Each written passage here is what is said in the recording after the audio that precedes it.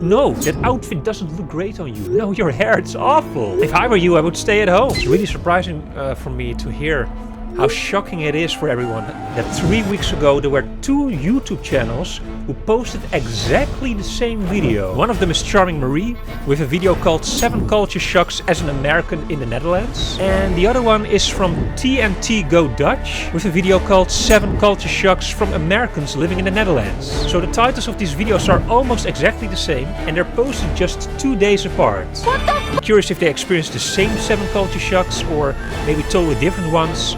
Or maybe we find out that one of them actually ripped off the other one. Anyways, let's start. 7 culture shocks from Americans living in the Netherlands. TNT Go Dutch. And my name is Tycho. Maybe he is also called Tycho. Hello everyone, welcome back to TNT Go Dutch. It is hard to believe, but we are closing in on our 1 year of living here. Yeah, so, it's officially been 11 months at this point, and we'll do a big 1 year review, 1 year recap, talk about how everything's going. But today, I think we're going to talk a little bit about some of the things that we kind of felt as culture shocks moving over here. And we've had time to kind of like soak them in over the last 11. Nice, the Ukrainian flag there in the back, and someone was doing something out of that window. Very suspicious.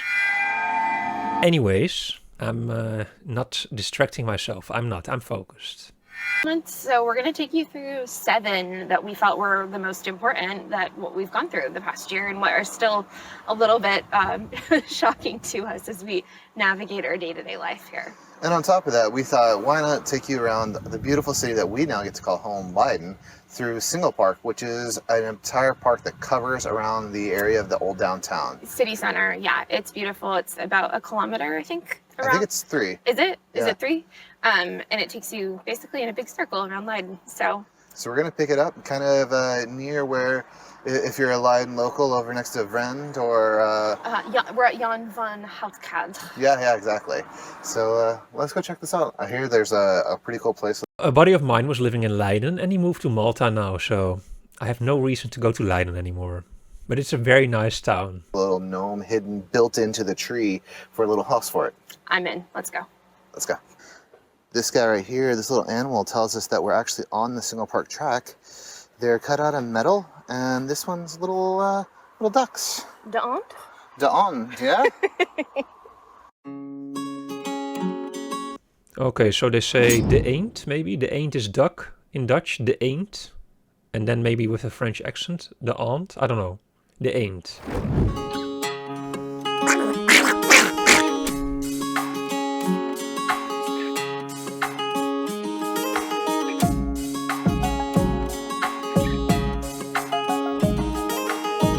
It's a little bit B-roll here, and they're going to the park, so it's totally different how the other video did it, more stretched. So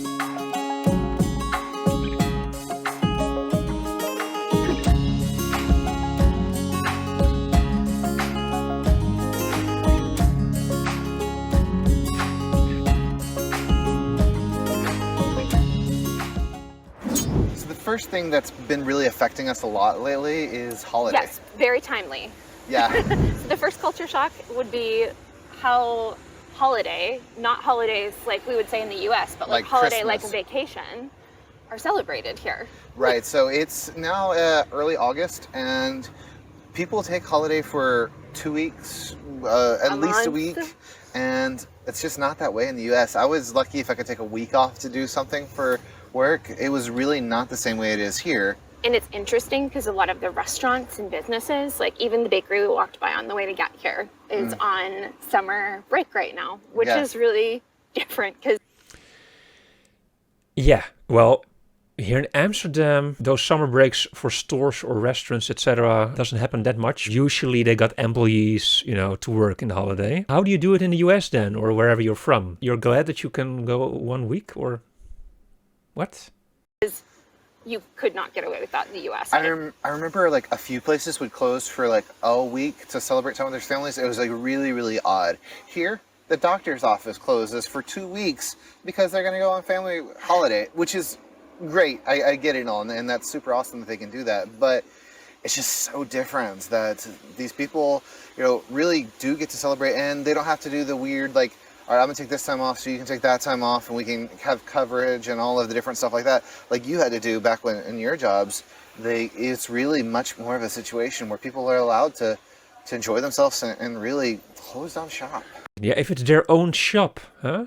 I guess. Or yeah, you're a doctor, so you can decide that. Well, if you're a doctor, maybe there's like a phone number that people, or like an address that they can go to another doctor. I guess because doctors can't just go on holiday without, yeah, because they're a doctor. But if you just work a regular job, well, then it's just the same, you know? I mean, you can just go and take a way off. You have to check with your colleagues, and are you allowed to go on holiday and this and that and go through all that hassle? That's just the way it goes. But I also don't got my own bakery. If I got my own bakery, I can just close it whenever I feel like it. Sure, if I don't need to earn money that week or those 2 weeks, sure, I'll close the bakery, whatever. And then maybe even more because they're in Leiden, that they notice all those people going on holidays. I think it's really cool. And I think it feeds into the whole work-life balance problem that the US has, is that Europeans like know how to hit that reset button and recharge your batteries before the fall. I think that's really cool. It does make a little bit of an issue of things like going to the doctor and stuff like that, which is a little bit annoying at times, but my doctor, when my doctor goes on holiday, and also my previous doctor and the previous doctor, they got a substitution doctor, like a colleague or, yeah, another doctor just, you know, who temporarily works in their office, stuff like that. So in Leiden, really, if the doctor goes on holiday, it's like, okay, guys, take care of yourselves. I can't believe that, actually. I guess, no, it can't be. Maybe he misunderstood. That's what I think. At the same time, the amount of rest and relaxation and the feeling that they're going to do a better job when they get back because they actually did get rest is, I think, well worth the trade-off.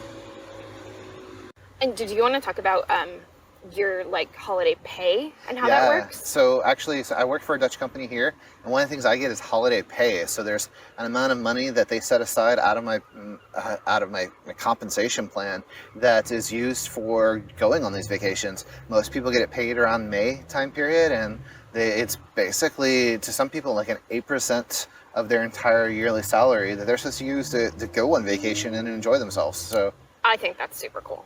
yeah. In the US, we would just use that for bills. Not very fun. In May, indeed, is the happy month. People get that bonus, and some people use it for their holiday, but also lots of people here use it for their bills, or sometimes it's not even enough, I guess, for a holiday. It's just a little bonus, a little something nice.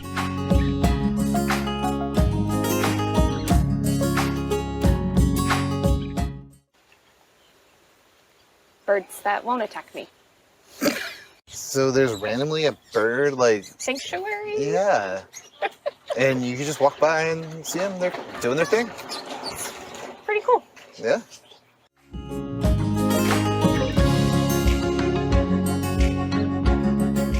Okay, so normally she's attacked by birds, or? It's super sunny out here today, which is amazing. And I know the Dutch do look forward to the sunny weather because it's cloudy here so much. Plus, that vitamin D is pretty great. And one of the things that sunny weather brings out is terrace dining. And one of the things that is a big culture shock for us living over here is how much slow-paced, more leisure dining is here versus in the US. And it's not... Yeah, and I got a friend also, he's 100% Dutch, and he's eating very slow, drinking very slow. When he orders a latte, it's ice cold at the end, you know, or it's already not just at the end. I mean, it becomes ice cold, and he's just, you know, very slowly appreciating every sip and just talking. And no, I'm still gonna drink that. I'm still gonna eat it. No. Of course, I don't want him to throw it away as well, but sometimes it takes hours. But he also likes sushi, so sushi is already cold. Maybe that's one of the reasons he likes sushi so much. Not necessarily a bad thing. It's just been an adjustment for us. Because in the US, the culture is very much like seat your table, feed them their food, get them out.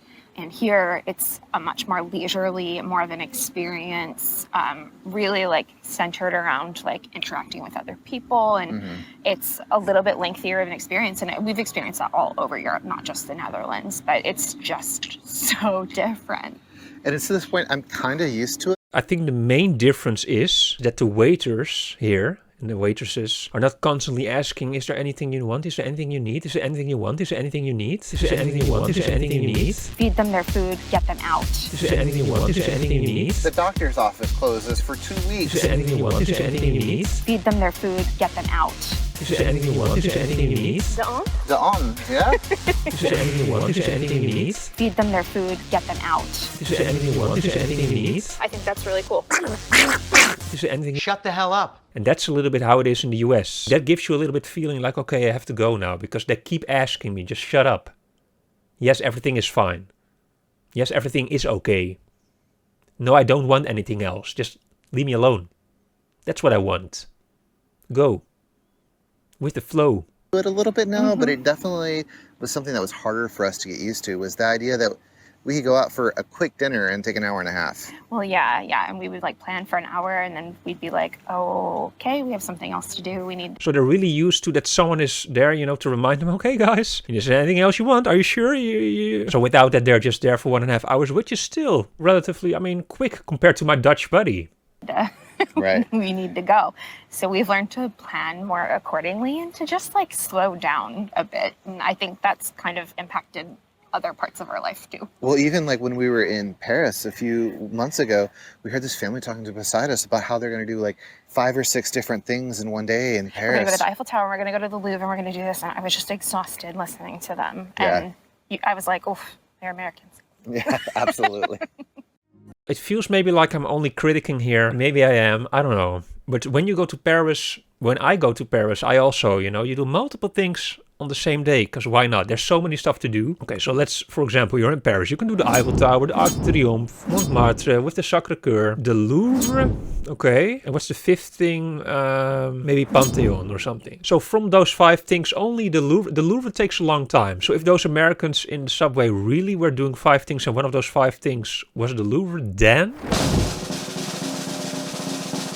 that's too much. For sure, you can do 3 things on the same day as the Louvre. And no other museums on that same day. Just only the Louvre, maybe the Eiffel Tower and the Arc de Triomphe. But not 5 things. No, that's too much.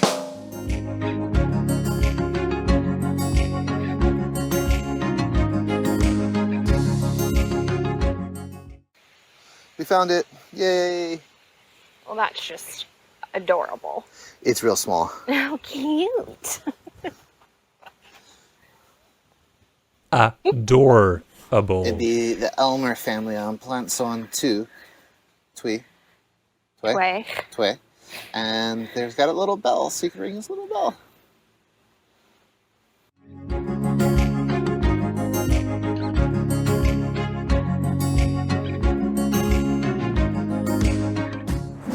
The third thing that was kind of a culture shock as we moved over here was the Dutch directness. The Dutch directness. So the first thing, the Dutch directness, was also mentioned in the other video. Finally, we got something that they both agree on. That's really a culture shock. I'm so direct. No, that outfit doesn't look great on you. No, your hair, it's awful. If I were you, I would stay at home. And we knew about it before we came over. Yeah, we'd heard a little bit about the, people will come right over and tell you what they're thinking, or there's no necessarily beating around the bush. But there's definitely, it took some getting used to. There's no warming up the conversation before you get to the hard part. There's none of the growing into that part of it. It's just... And it's not bad. It's just different. Yeah, it's definitely different. There's some times where it feels a little mean, but I think that's maybe because we're not used to it in the same way. And it's hard not to get upset about it sometimes.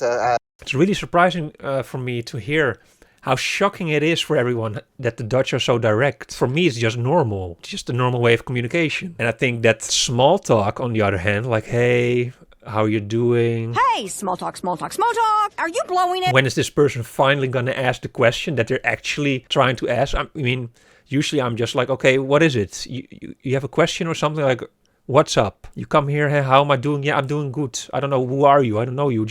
You got a question? What is the question? As expats living over here, but it is definitely something that's been hard for us. There are, especially doing this YouTube thing, we put ourselves out here a lot. We do, and it has definitely helped me at least get a thicker skin. And most of the comments and things that we get from our audience are super great and helpful, and yes, direct in some ways, but not mean. But there are occasional There are occasional comments that will come through, like when people tell us to go back to the United States or things like that. And it's hard to perceive that as Dutch Go back! directness when it's just mean. Yeah. So I think instances like that. Yeah, but you know, there's also just mean Dutch people. Anywhere there are mean people, and that's nothing to do with directness. Here in this comment section, by the way, probably also full of mean people.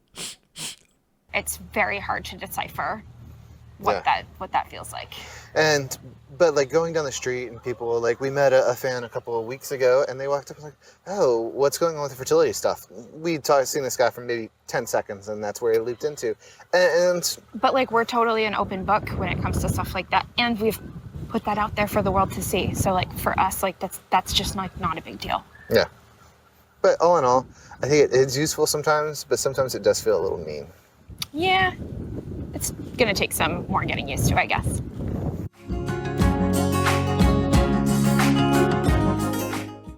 We've walked about a third of the single park so far.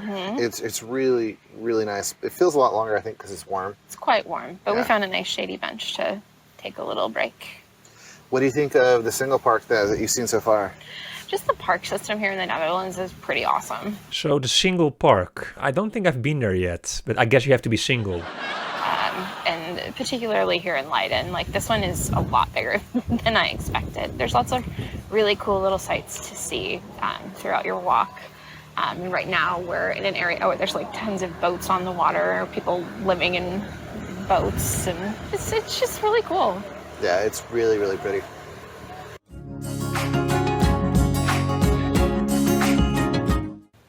This is actually one of the two old gatehouses that, back when the city still had walls, was one of the main defenses to keep out the Spanish while the Dutch were. Well, you see that bicycle? That's from the other video, huh? One of the 7 culture shock things that he in the other video mentioned. Maybe they're gonna mention it now. Were rebelling against them. It's very nice and still very intact.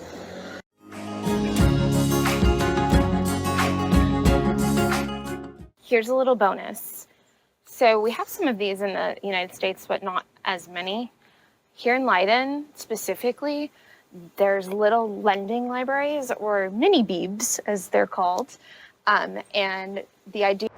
Beep from the word bibliotheek, which means library, and I think it's a French word originally. Yeah, they're everywhere, also here in Amsterdam. Like you can put books in there, grab books.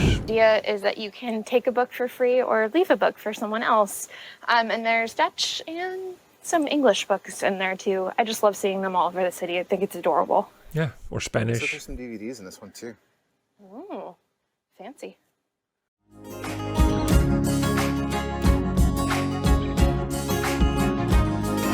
So in the country you're from, I don't know where you're from, do you got those little libraries maybe outside? If you got any suggestions of stuff that you want me to react to, let me know at tigofromamsterdam@gmail.com. Put reaction in the title and who knows, maybe I'll react to your suggestions. Check out both these channels, Charming Marie and TNT Go Dutch. The links are down below in the description. Greetings from Tigo would be nice.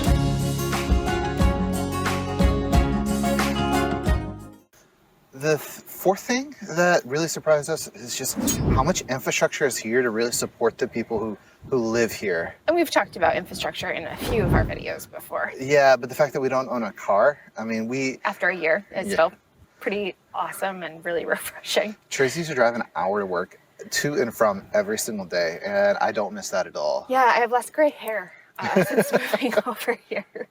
And we really haven't missed it terribly much. We're able to go wherever we need to go pretty efficiently. We can get to Utrecht in a matter of, 45 minutes? We can get to Amsterdam and half hour. Yeah. It's really easy as can be.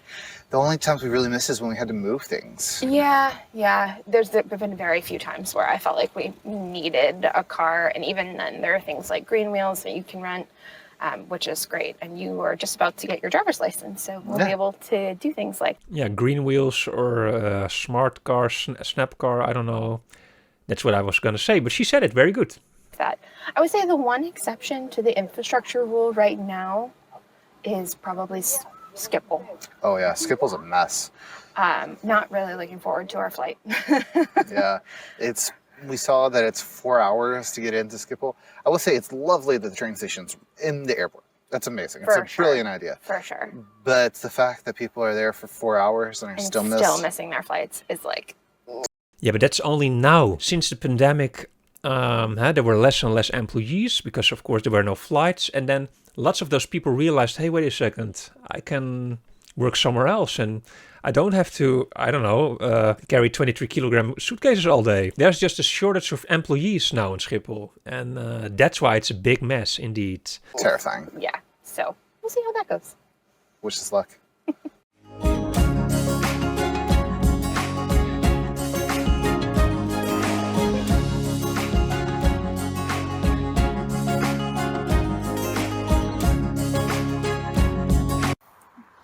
Number 5 is... the open windows, and you're walking down the street and people have their windows wide open. Ding, ding, ding, ding, ding. The open windows. Again, something they have in common. The 7 culture shocks. So the windows and the directness. Or you have your windows wide open and people just looking in, seeing what you're up to. It's not a creepy way, and I don't feel like it's done... like, you're not like peering into someone's windows. It's just like open for the world to see, but not necessarily like in a creepy way. That being said, some people have peered in our window. Well, mainly because it's Tabasco.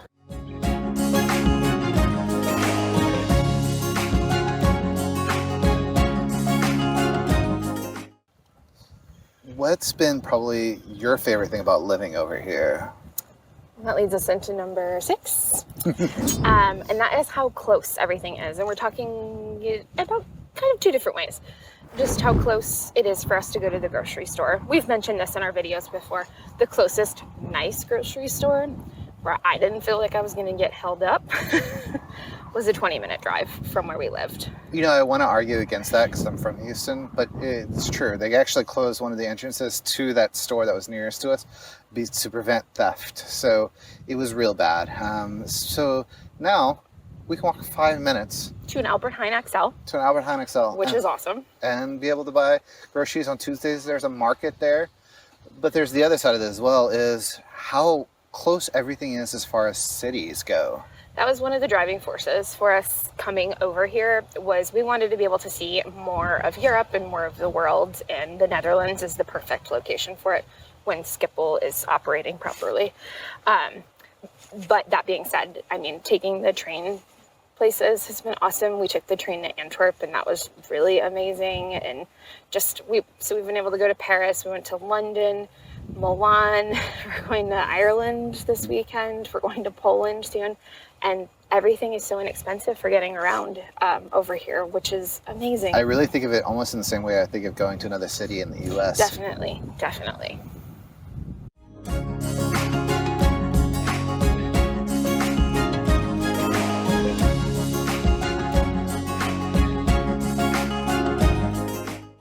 Despite how small everything is compared to like Texas or something like that. You're talking about the size of the Netherlands. Yeah. And the Netherlands is what, a tenth of the size of Texas? It's a lot smaller than really we were expecting. But it feels so dense. There's so many things to do here. There's so much history going on. And every week, you guys are so great about recommending other things, and our list just continually grows and grows and grows. And despite how small the country is, I feel like there is just so much to see, and I'm very excited about what we've seen in the past year, but I'm even more excited for the years to come and what we're going to be able to see here. So yeah, it's really exciting that there's a whole northern parts, the Texel Islands, that we haven't even gone to see, or Groningen or any of that stuff. We've got so much left to see. Maastricht, yeah. There's quite a bit, and it feels like we are just barely at the tip of the iceberg. We haven't really even uncovered. Okay, but still, it's just cities, right? They're naming now Groningen and the islands. Isn't there much to see in the States? Or, for example, in Texas, they said Texas. I don't know. If it's 10 times bigger, is there really just only the emptiness from Breaking Bad? You're goddamn right. Covered all of the beauty of the Netherlands. Yeah, so plenty left to see, plenty more for us to explore. Plenty more vlogs coming your way, it sounds like.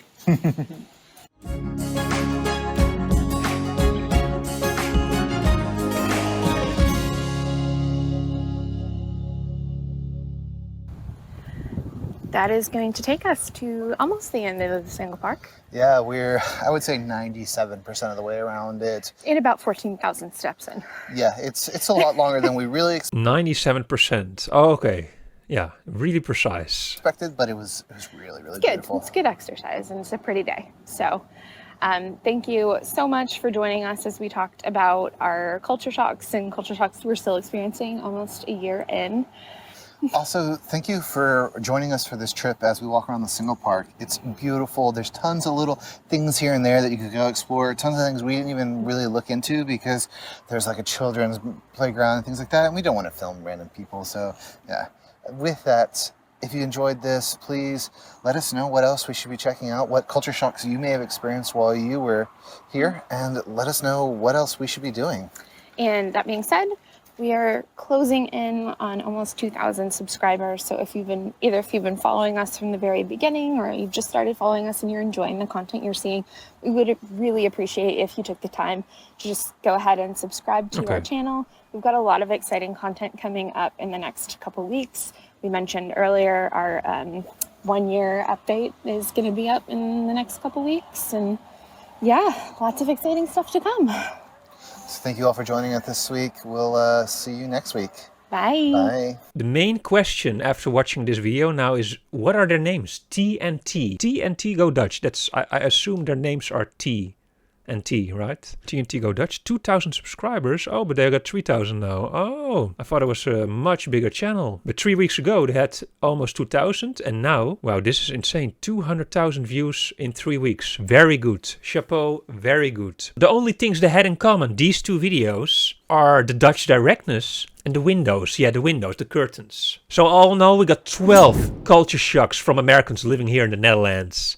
Very shocking. If this video was too shocking for you, let me know in the comment section down below. I think the first video was actually very good. The second one tried to do it a little bit like, yeah, you're going somewhere, you're filming a bit, and then you give your information, just like how Peter McKinnon does it. I don't know, you go snowboarding, and then he teaches how to do stuff with your camera while he's snowboarding or something. I don't know. So that's a little bit what they did here in the second video. For me personally, I think it was a tiny bit, slow. The pacing of the video, I mean. I like it a little bit more chop, chop, chop. But that's also maybe sometimes people think, Tycho, just slow down. Slow the hell down. Could be that people say that to me. And if they do, they're probably Dutch because it's very direct of them to say. If you enjoyed me reacting to these two shocking videos, you might also enjoy me reacting to this shocking video right here. This Spanish woman is speaking from her heart about why the Netherlands is the worst country in Europe. Right here in this video. Just be warned, because this video is really shocking.